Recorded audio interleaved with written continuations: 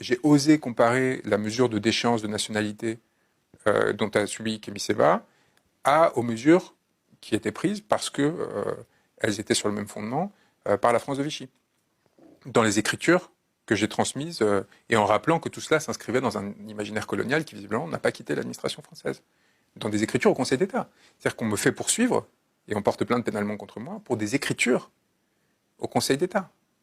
Un avocat, pour restreindre la possibilité pour un avocat d'invoquer un certain nombre d'arguments historiques. On a déchu de sa nationalité cet homme, né en France, de parents français,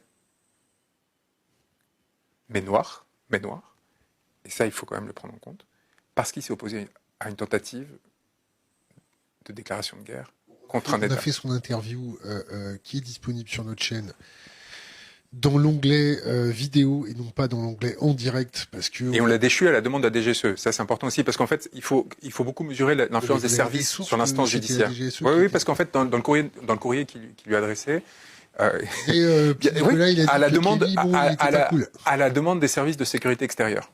Parce que les services extérieurs ont trouvé des vecteurs extérieurs.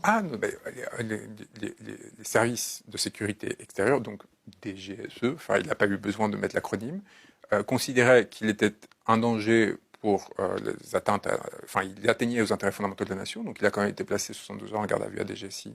Je ne sais pas si c'était avant ou après qu'on se voit, mais je l'ai sorti de là. Il encourait 30 ans de prison parce qu'il a tenu des discours et parce qu'il a organisé des manifestations.